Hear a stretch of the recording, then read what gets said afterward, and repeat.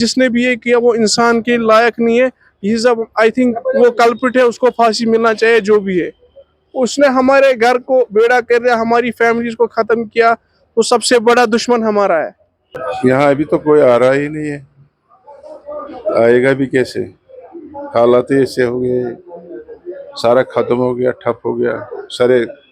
ये नहीं समझो अब ये हमारा ही ट्रांसपोर्ट का ही हो गया, ओवरऑल सबका हो गया जो इसके साथ वाबस्ता है। ये tourist taxi stand number 1 Srinagar का है। टीआरसी के पास जो टैक्सी स्टैंड है टूरिस्ट टैक्सी स्टैंड नंबर 1 कहलाता है। इस टैक्सी स्टैंड से लगभग 250 से 300 गाड़ियां जुड़ी हुई हैं और इस वक्त मैक्सिमम गाड़ियां यहां पर खड़ी हैं और खाली दिख रही हैं। ये मौका जब आमतौर से ये खचाखच भरा रहता था लोगों से, और यहाँ पर ख़ास तौर से इस सीज़न में जो ये इस वक्त पीक सीज़न चल रहा है, जो गाड़ियों जो है यहाँ मिलती नहीं थी और इतने टूरिस्ट भी आते थे, लोग भी ट्रैवल करते थे, जम्मू श्रीनगर हाईवे पे ट्रैवल करते थे। लेकिन आज ये बिल्कुल खाली पड़ा हुआ है, खाली, और सिर्फ गाड़ियाँ ही गाड़ियाँ हैं। गाड़ियों पे धूल पड़ी हुई है और यहाँ के ड्राइवर भी सारे वहाँ पर बैठे एक जगह बैठे हुए हैं। कई सारे लोगों से हमने बात की, हमने देखा कि वो बहुत परेशान है उस बात से कि आखिर करेगा क्या ड्राइवर, क्योंकि उनकी ईएमआई भी भरनी है। बहुत से लोग ऐसे हैं जिनको ईएमआई भरनी है, गाड़ियाँ उनकी लोन पर है और उनकी ईएमआई भरनी है। और इनसे भी बात कर लेते हैं। आपका नाम क्या है? मेरा नाम आदिल अहमद है। मैं इस स्टैंड से, हम थर्ड जनरेशन ये स्टैंड से वापस है। मेरा ग्रैंडफादर, मेरे फादर और मैं थर्ड जनरेशन। इस वक्त क्या हालात है यहाँ पे? इस वक्त के हालात है, सारा ट्रांसपोर्ट हमारा बंद है। हम इस स्टैंड से 18 स्टैंड अवेलेबल है, 28,000 गाड़ियाँ घर में स्टक है, जो कि हमारा ओनली एंड ओनली टूरिज्म पे डिपेंड था, जो कि 22 अप्रैल से ख़त्म हो गया। हमारी जितने भी बुकिंग्स एडवांस होती है सब कैंसिलेशन हो गई।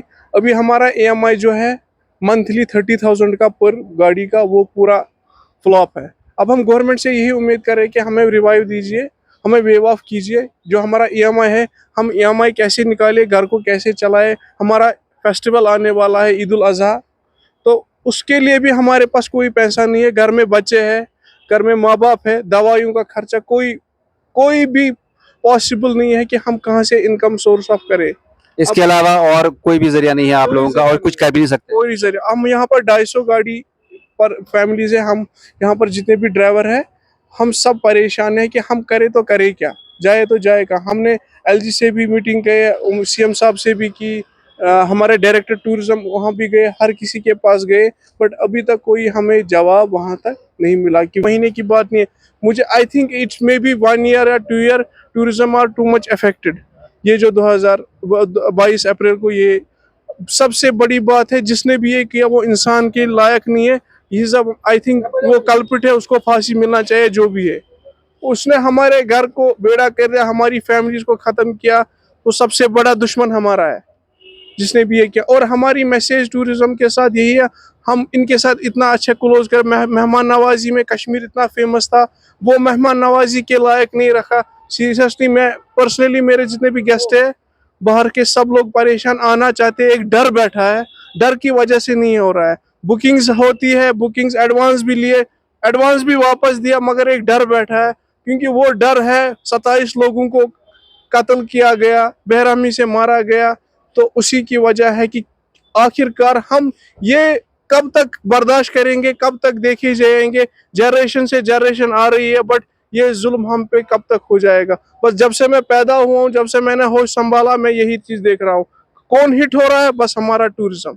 बस इस पे ध्यान दे, हम ओनली एंड ओनली डिपेंड है टूरिज्म पे। अब चूंकि जो भी हुआ कश्मीर में, इसका अल्टीमेटली इफेक्ट जो है आम लोगों पर पड़ता है, मईशत पर पड़ता है, टूरिज्म पर ही पड़ता है। टूरिज्म भी एक बैकबोन है यहाँ पे, और जैसे गाड़ियाँ है, शिकारा है, होटल्स है, सब ओवरऑल सब पे असर पड़ता है। लेकिन फिलहाल देखने वाली बात यह है कि यहाँ पे जो जितनी भी गाड़ियाँ हैं और जो ज़्यादातर गाड़ियाँ लोन पर हैं, वो फिलहाल खाली पड़ी हुई हैं। तो क्या सुनाओ, तो क्या करा? Bashir Ahmad, bus driver.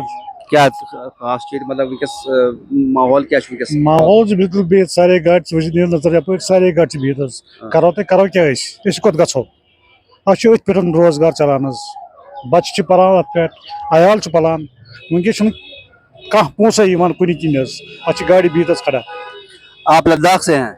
हम करगिल से सर। क्या करते हैं आप यहाँ? ड्राइवर करते सर। क्या है इस वक्त यहाँ पे? हमको टूरिज्म के ऊपर डिपेंड है। हम करगिल से भी है, करगिल में भी सिटेन में पूरा गाड़ी उधर बैठा हुआ है। हम दिन में 100 गाड़ी चलता था, अभी हम 10-15 गाड़ी ही आता है। सवारी है ही नहीं, लोकल तो कुछ है ही नहीं। हम टूरिज्म पे डिपेंड रहता हूँ सर। तो चाहे कश्मीर के ड्राइवर्स हों, चाहे जम्मू के हों, चाहे लद्दाख के हों, सबका यही कहना है कि हम टूरिज्म पे हमारी पूरी रोजी रोटी चलती है, घर चलता है, पीछे इनके जो फैमिलीज हैं वो पलती हैं, हर किस्म के खर्चे हैं। उसके अलावा सबसे बड़ी बात यह कि इनके जो लोन है, गाड़ियों पे लोन लिया हुआ है, वो भी भरना फिलहाल मुश्किल हो जाएगा। अब इन्होंने अपील की है और ये मुलाकात भी की है, जैसे कि एक ड्राइवर ने बताया कि उन्होंने एलजी से और उमर अब्दुल्ला से मुलाकात की थी, लेकिन फिलहाल कोई सोल्यूशन नहीं निकला है। अब देखिए आगे इनके लिए क्या हल निकालती है हुकूमत। टीआरसी श्रीनगर से गौहर पीरजादा, खबर उर्दू। अब्दुल मजीद मेरा नाम है। मैं इस वाबस्ता हूँ इस टैक्सी एजेंट के साथ। क्या है इस वक्त हालात यहाँ पे इस स्टैंड के, इसी स्टैंड की हम बात करें, क्या हालात हैं इस वक्त? क्या लोग आ रहे हैं, गाड़ियों के क्या हाल है, चल रही हैं गाड़ियाँ? यहाँ अभी तो कोई आ रहा ही नहीं है, आएगा भी कैसे? हालात ही ऐसे हो गए, सारा खत्म हो गया, ठप हो गया। सारे ये नहीं समझो अब ये हमारा ही ट्रांसपोर्ट का ही हो गया, ओवरऑल सबका हो गया जो इसके साथ वाबस्ता है। अब फिलहाल यहाँ जो ड्राइवर हैं या गाड़ियाँ हैं, क्या करेंगे, क्या कर रहे हैं? क्या करेंगे, क्या कर सकता है, कौन सुन सकता है हमारा बात? अगर हम किसी मिनिस्टर के पास जाएगा, उसका अपना फुर्सत नहीं है, उनको तभी हमारा ज़रूरत होता है जब उनका वोटिंग का टाइम होता है। उसके बाद हमारा सुनता कोई नहीं। न सेंट्रल गवर्नमेंट ही सुनने के लिए भी तैयार है, न स्टेट गवर्नमेंट ये भी सुनने के लिए तैयार है। नहीं, किसी को आपने अप्रोच की, किसी से बात की, अप्रोच किया किसी को, लोकल एमएलए, मिनिस्टर, किसी को? इसमें अप्रोच करने की क्या बात है? गवर्नमेंट को खुद पता है, वो खुद हमारे पास आना चाहिए था। क्या बात है, इनको क्या सोल्यूशन होगा, इनका घर कैसे बचेंगे, ये क्या खाएंगे, ये क्या कर सकेंगे? हम क्या अप्रोच करेगा? हम वहां तक पहुंचता ही नहीं है, जो मिलता ही नहीं है कहीं। शुक्रिया बात करने के लिए।